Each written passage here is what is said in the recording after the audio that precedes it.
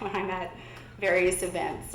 Dawn, what company are you working on? Who are you going to bring to town? It's the real sexy part that politicians, no offense to those in the room, want to really hang their hats on. And again, I think it's a very traditional way of looking at economic development. And I don't think it's actually a very strong strategy for our area, but I'll get there in a minute.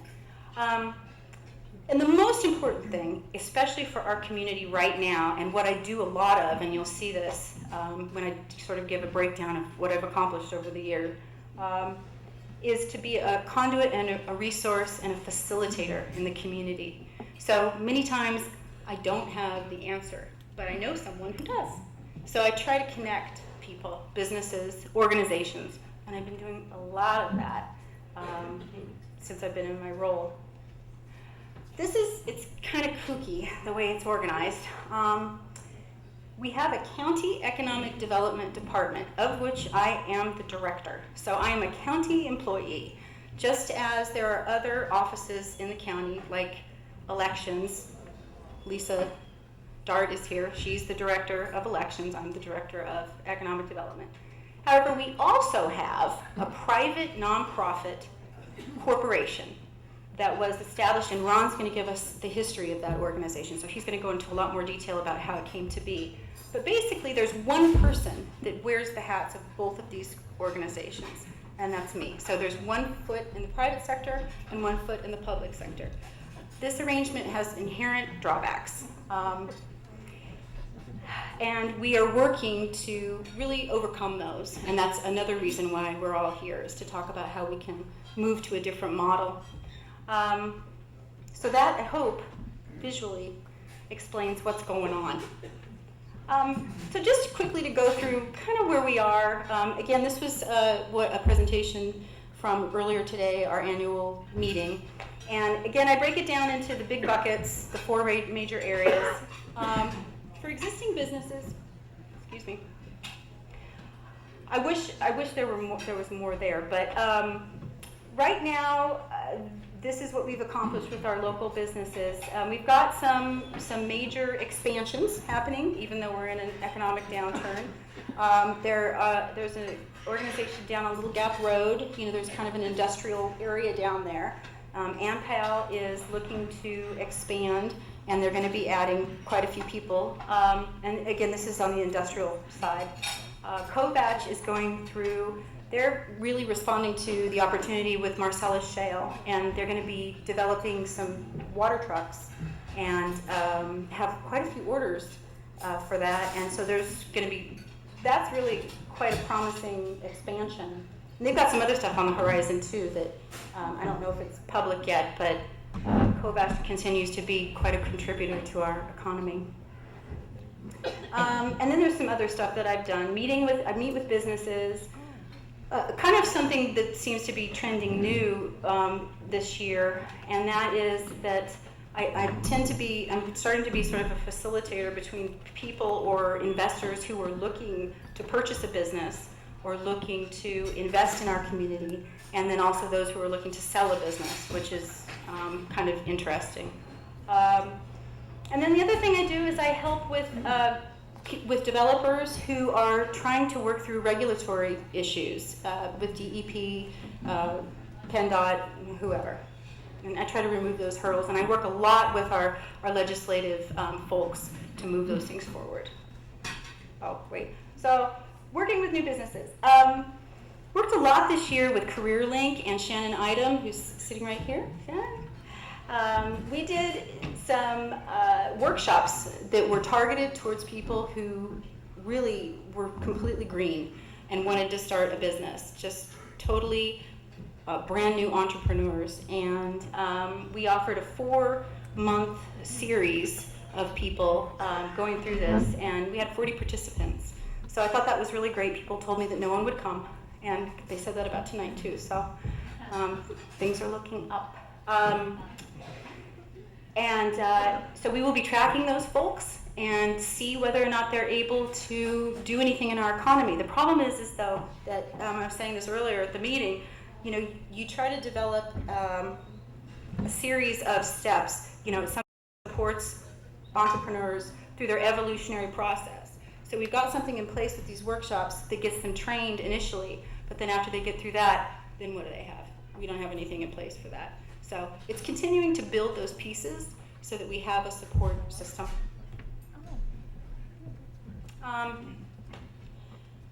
Again, business attraction, it's sort of the big 250 jobs or, big, large organization that we bring to the area. We've never really played in that area before. We've not really done that kind of recruiting. And this year is the first year that we really made an effort in that.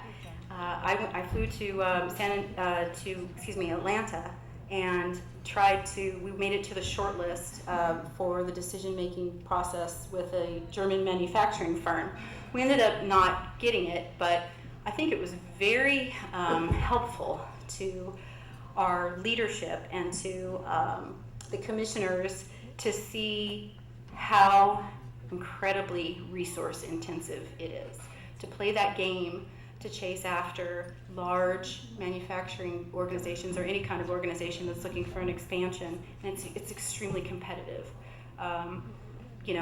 Other cities and towns and states are willing to throw everything at them and give it all away, and we're just not going to win there. We're just not, and I can't do it just one person. So that's probably, I don't want to say it's the last time we ever do it, but if another, it was a rare occurrence. So again, the community development is really where I spend most of my time. I really feel it's important to have a leadership program in our county, and that is what helped me really adopt this county as my own, being from another state. Grew up in a small town, and this is a very similar kind of environment, and I really feel that putting people into that program really helps them see what's possible here, and it's a very important program, so I've been very active with that. Also this year, the first year, I was the administrative arm of the Industrial Development Authority, and that's a new partnership that we created last year. And again, another organization that sort of met on a kind of infrequent basis, wasn't really sure what they wanted to do in the community, and I was able to bring in a consultant, Jim McClure, who is here from, Jim, raise your hand. Cedar Cobb, another really great experience, lots of experience, industry veteran, created an economic development organization in central PA that started it with 2 people. He was head of their finance department and grew it to, how many millions do they manage now in assets? 6 figures. A lot of money. So he was the man to talk to about what do you want to do with your money? So I brought him in, and he's helped consult. Again, it's this facilitation and trying to bring the right resources to the right organization. So there's a lot of other stuff. I'll just, kind of skip through this. Went to a ton of training. There is the Department of Community and Economic Development, that's the state agency, Economic Development Agency, is requiring that all economic development organizations become certified. So what that means basically is that folks in the organization need to go to a lot of training. And so this was the first year that I did that. And we did some marketing stuff as well. We did a refresh of our logo and a website update and other stuff. In addition to that, I manage 2 properties. The corporation owns 2 assets. One is up in Mahoning. It is an industrial building. It's currently fully leased. But that takes up some time. And we also have another building in Weatherly that we're developing. Weatherly for the magistrate in Weatherly was going to be moving in there. And then I also manage all of the administration for the grants for Packerton. And that means that any of the granting agencies that need updates or status reports or any communications that need to happen with them, I work very closely with the commissioners to make sure we're keeping all that paperwork, a lot of paper, up to date, effective.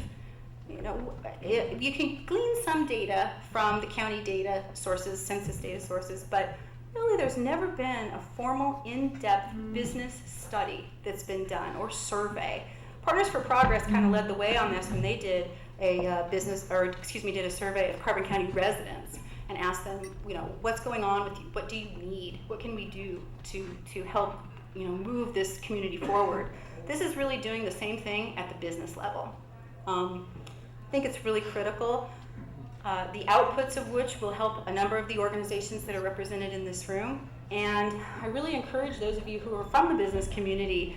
It's going to start in January. Terry Ohms from the Institute for Public Policy and Economic Development raise your hand, Terry, please, going to be leading that effort. And I really encourage our business owners to keep an eye out for it and encourage your colleagues to participate in it. It's not only going to just be a survey, it'll be focus groups, one-on-one interviews, and again, the purpose is to understand what your needs are and how we can better serve them from a county perspective.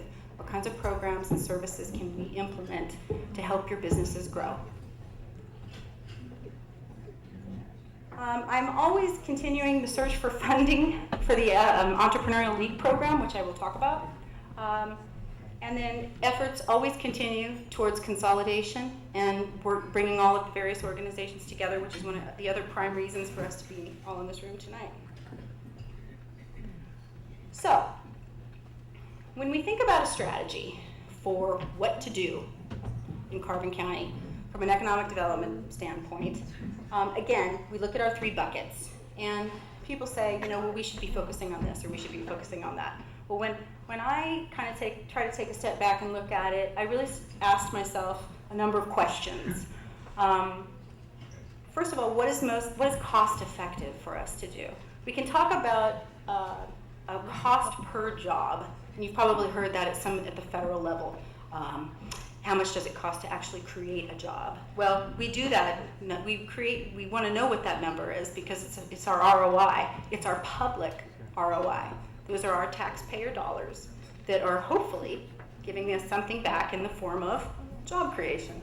When you just compare 2 things, and I'm not making a judgment statement here, I'm really just trying to illustrate the facts, and those are that industrial development is expensive. It's time consuming, and if you compare it to one of the programs that I'm going to be talking about tonight, the Entrepreneurial League system, which I know I've talked to a lot of you about, so some of this is going to be refreshed. You're looking at $5,000 per job to implement a program like that versus $20,000 per job to maybe implement something like Packerton Yards, where you're investing in infrastructure instead of investing in people. Again, what utilizes our assets? I think you get a return, and it's a sustainable return when you invest in people. What happens when you invest in real estate? Well, I think it's happening in the Lehigh Valley is that it is a limited resource. There's only so much real estate. So once you develop it and you continue to develop it, you're done. You run out of room. Well, there's plenty of people. So let's keep investing in our people. And that's the whole point, is this program builds human capital. So what supports the goal of economic development? Raising the standard of, if we keep in mind that definition that I started with, raise the standard of living in a community. Entrepreneurship creates wealth. It doesn't just create a job. So when you think about, big box retailers or other types of efforts, when you are supporting an entrepreneur, they are going to keep their wealth locally and hopefully build upon it and spread that to the folks that are working for them. They also have the capabilities to buy a house. They can buy a car. They can reinvest that money. That's what builds the wealth. And then, what can we be successful at? That's really key. Let's do something that we can actually win. We can accomplish something. And when you look at the statistics, there are 15,000 economic development organizations like this one, like the Carbon County Economic Development Corporation in the country. At any given time, there are 200, and that number comes from when the economy was good, so I bet it's less than that now, but 200 opportunities for an expansion or a relocation. So I am fighting for 200 opportunities for somebody to come to our area. Doesn't make sense. It just doesn't. I'm not going to win. So let's focus on the businesses that are here right now, contributing to our community. And let's help people who want to take the risk. Let's give them a support system to actually be successful. So you guys probably know all this, but small businesses are really, they're what's going to bring us out of our economic situation. They're 99% of all employers, 75% of all net jobs, 50% of GDP. I already said they create wealth. They're already here. They're not going to leave for a better deal. They're invested. It's also another way to provide an opportunity for our youth. Everybody always says, oh, we're losing brain drain. We're losing everybody. Well, let's create an environment for entrepreneurship so that if our kids want to stay and start their own business, they can do that. Also, another point I'm going to make really quick. Commuters, there's a lot of people in this room, and I used to be one of them, that go someplace else to make their money, but they live here. And boy, I was always just looking for a way to be able to make money and commute 15 minutes, not have to get on the turnpike or go wherever. So if we create a culture of entrepreneurship, there's a whole other segment of the population that I bet would be willing to leave that corporate job and wherever they are and bring all that experience to starting their own business. It's a huge untapped area. All right, so why do I like this program so much and talk about it every time I have the opportunity? Because it works. It was created by these two guys. These guys came to Carbon County. Their book is in the back. I think there's only a few of them back there, but I keep passing this book out to anybody who will read it. Please take a book if you will read it. Don't take it if you're not going to read it. And if you're really interested in what we can do at a local level to help entrepreneurs. So those are back there, but they came to Carbon County, really smart guys. It uses the metaphor of the baseball farming system. So basically it identifies entrepreneurs and it looks to coach and develop them. That's the whole point. But it's got some really key aspects to it that are really important. It assesses, so step one is that everybody who wants to participate in the program gets tested. And basically it assigns a level of skill to their capabilities. So Victor Staben, you might be assessed at a single A or double A level as your capabilities of running your business, or Joan Morgan. You could be in that category. Then it also assesses you across, hello? Oh, you know what? It's the battery. Did you have it plugged in? I'm about at my battery limit. So, okay, so I'm just going to keep going because I know this like the back of my hand. So it assesses how your skill level. And then what it does is it maps you into those baseball, the baseball metaphor. Rookie, single A, double A, triple A. Hopefully someday, major leaguer. And then it also assesses all those other things, and it groups you on that level. And then you are assigned a coach. Now here's the key. How many of you are familiar with SCORE, the Society, one of the Corps of Engineers, right? So that's a free kind of coaching thing. This is not that. These coaches, thank you, John. These coaches are paid and they are expert. They are serial entrepreneurs. They've been there, they've done that, they've done it again and again. When you're talking to them, what they're telling you is going to be valuable to you and your business. So they're assigned to you, and you meet once a week for an hour. They say, what are your issues? Are you having trouble with cash flow? Marketing, HR, what are you doing? They help you. And if anybody wants a testimonial on this too, talk to Frank Potozak, because he's done some, is a real advocate in our community for entrepreneurial coaching. And so the other thing that it does is you meet monthly with folks who are at your level. So it's peer-to-peer. You meet quarterly with people who are above you or below you. So there's some mentoring going on. So it's like 360-degree coaching. It's not just you meeting with one dude, one person. It's this whole interaction that happens. So it's powerful and very, very effective. And the numbers, in a 3-year period, where this was implemented in Louisiana, about 100 entrepreneurs went through the program. And in a 3-year period, 300 new jobs were, and this is during right when the economy was like heading south. And almost 300 jobs were created in a 3-year period. Their average increase in sales was 41%. See, I really remember all. I'm very passionate about this program. And it had all kinds of impacts from a regional perspective as far as money that was pumping into the economy. So over a 3-year period, 300 jobs were created, 3 years. And it was $5K per job, keep that in mind.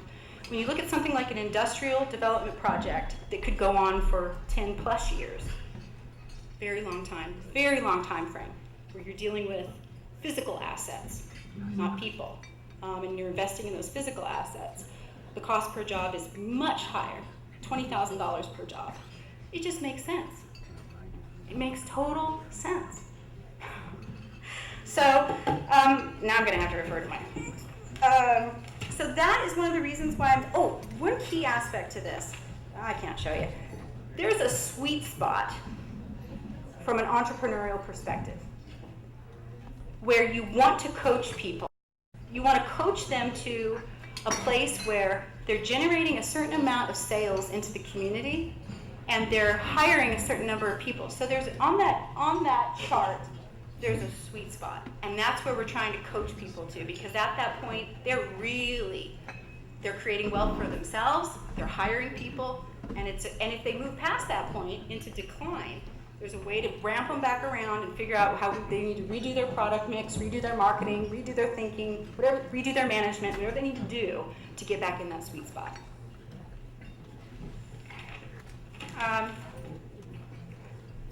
Oh my gosh, I need those glasses. I've been resisting. No, I won't do it. Okay. So the real point tonight about working together and why this is so key is that in order to bring programs like the one that I've just described, we cannot do it with our existing resources. We cannot do it as we are currently structured. We have got to rethink our model. There are 1, 2, 3, 4, 5, 6, 7. There are 8 organizations in this community that have pretty much similar missions. Some of them have money in the bank. None of them are staffed except for mine. But they all have a similar purpose. Why aren't we creating one strong organization that can work for the betterment of our entire community? Why are we so fractured? That's what this evening is about. It's trying to create and give light to the different organizations that are there so we know each other. I think a lot of it is about trust. I think there's huge mistrust between communities and these organizations, and it's got to end. If it doesn't end now, when are we going to do it? We are at an 11.2% unemployment rate. We haven't seen this kind of economic depression since the Depression. You got a person right here who wants to do it. Let's do it. It's time. I really am making an appeal to the boards that are here represented tonight, and to the entrepreneurs that are also here, to communicate with those people and tell them what you'd like to have happen. And let's grow the capabilities that we have. We have limited resources. We're a small county. We need to work together for the good of everyone. It's time for bold leadership. That means people are going to have to get out of their comfort zones. I've asked some of my board members to have some conversations with other board members because I can't do it alone. And they've said, oh, well, and you know who you are. I won't look at anybody. They've said, I'm not going to talk to old blah, blah, blah. You know how blah, blah, blah thinks. He's always going to think that way. Really? Is that really what we're talking about? Is that the best that we can do? Let's move out of our comfort zones and work together. We have new leadership coming in from the county commissioner level. I think there's a new opportunity. And I'm really asking people to, again, move out of your comfort zone. All right. So with that,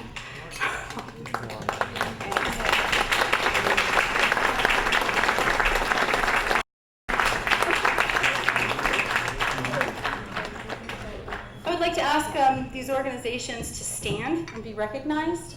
I was nixed on the idea of people introducing themselves one by one. I was told that would be a painful and long process. Paul Canterbury, I'm not mentioning anybody. So please, the Carbon County Economic Development Corporation Board of Directors, please stand. Tina DeJosia. PACE, the Palmerton Area Communities Endeavor, please stand. Representatives, thank you for coming. And the Carbon Schuylkill Industrial Development Corporation. Oh.